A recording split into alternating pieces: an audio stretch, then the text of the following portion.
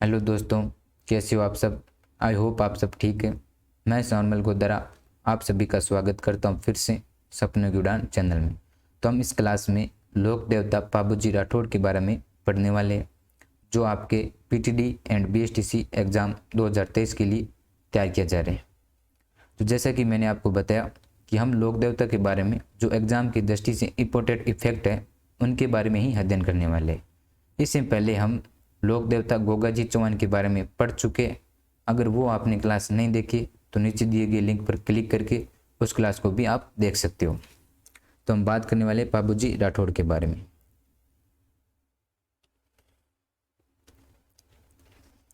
तो पाबूजी राठौड़, इनका जन्म कब हुआ था? आपका जन्म 1239 ईस्वी में इनका जन्म हुआ था। तो इनका जन्म स्थान कौन सा है? कोलूमंड गांव, फलोदी तहसील, जोधपुर जिले में। तो हमें आपको एग्जैक्टली जगह याद रखनी है, जो आगे जिले में चाहे कुछ भी चेंज हो हमें कोई प्रॉब्लम नहीं आएगी। तो जन्म 1239 ईस्वी में, जन्म स्थान इनका कोलूमंड गांव, फलोदी, जोधपुर में। जैसे कि गोगाजी चौहान की जो पत्नी थी केलंदे, वो भी यहाँ से थी, कोलूमंड गांव, फलोदी से। तो इनका जन्म हुआ था आपका 1239 ईस्वी में। जन्म स्थान इनका कोलूमंड गांव, फलोदी में। नेक्स्ट देखते हैं। नेक्स्ट, इनके पिताजी का नाम दांदल जी राठौड़, माता का नाम कमला दे। इनका पिताजी का नाम दांदल जी राठौड़, माता का नाम कमला दे। पत्नी इनकी फुलम दे, या आपका कहीं नाम मिलेगा सुप्यार दे। तो पत्नी का नाम था फुलम दे या सुप्यार दे। यहाँ पे सोडी, सोडी तो इनका उपनाम, जैसे कि जो जात होती है उसके नाम से राजकुमारियों को पहले पुकारा जाता था। जैसे अगर भाटियों की राजकुमारी होती तो उसको भाटी कहते थे, भटियानी रानी कहते थे। इस प्रकार जो सोनगरा की होती तो उनको सोनगरा। उस प्रकार ये इनकी कहाँ की पुत्री थी? सोडी की, तो इसलिए इनको सोडी भी बोला जाता है। तो पत्नी का नाम आपको कहीं सुप्यार दे मिलेगा, फुलम दे मिलेगा या सोडी। जो कहाँ की थी राजकुमारी? आपके अमरकोट के राजा सूरजमल सोडा की पुत्री थी। अमरकोट जो उस समय, अब वर्तमान में अमरकोट आपके पाकिस्तान में, तो उस समय यहाँ पे साथ में था। तो फुलमदे या सोडी कहाँ की राजकुमारी थी? आपके अमरकोट के राजा सूरजमल सोडा की पुत्री थी। इनका अवतार, पाबूजी राठौड़ को किसका अवतार माना जाता है? तो लक्ष्मण का अवतार माना जाता है।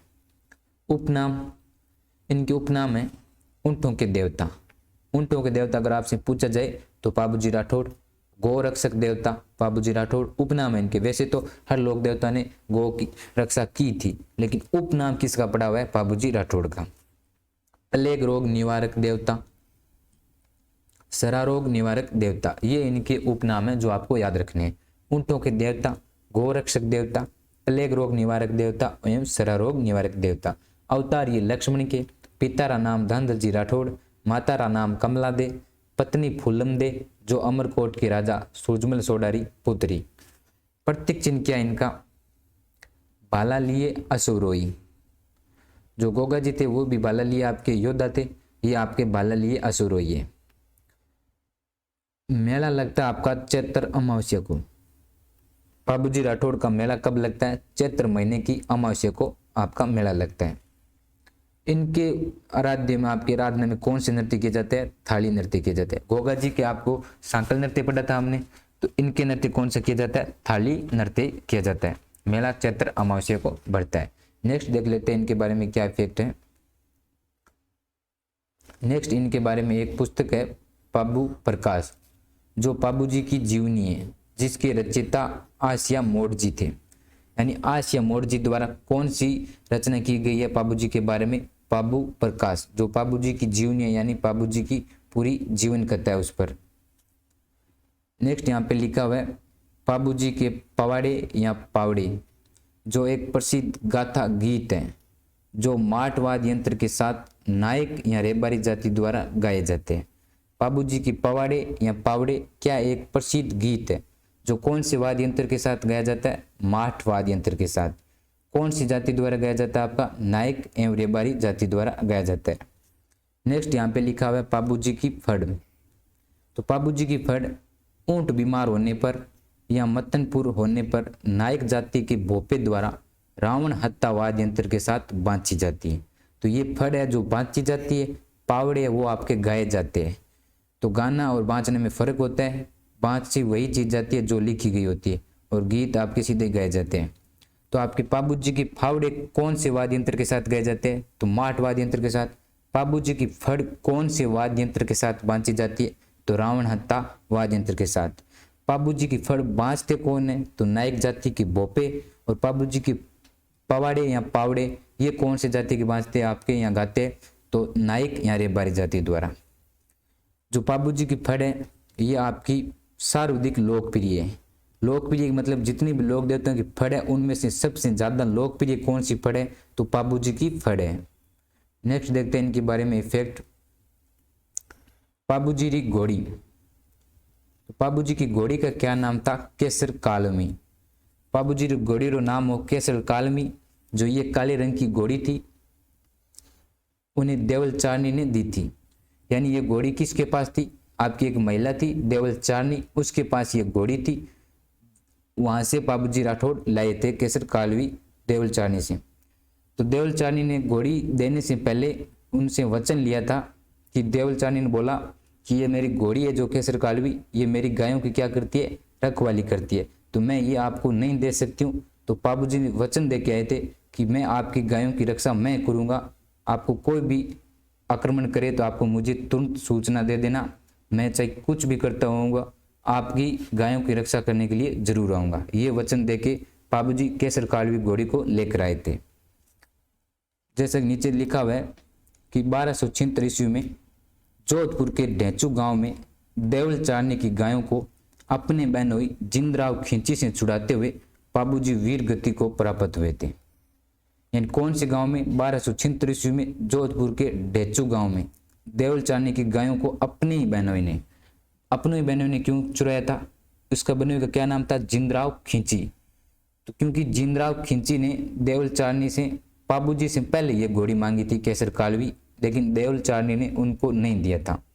तो उनको ये इस बात की गुस्सा आया कि मेरे को नहीं दिया और मेरे साले को दे दी घोड़ी। तो इनको पता चला कि पाबूजी इस प्रकार देवलचारनी से घोड़ी लेके आए, वचन देके कि इनकी गायों की रक्षा मैं करूंगा।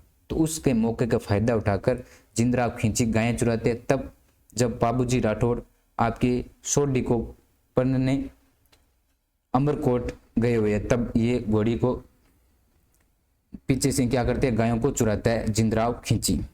तो पाबूजी आपके बीच में फेरे छोड़ कर क्या आते हैं? इनकी गायों की रक्षा करने के लिए आते हैं और इनके साथ युद्ध करते हैं और क्या होते हैं? वीरगति को प्राप्त होते हैं।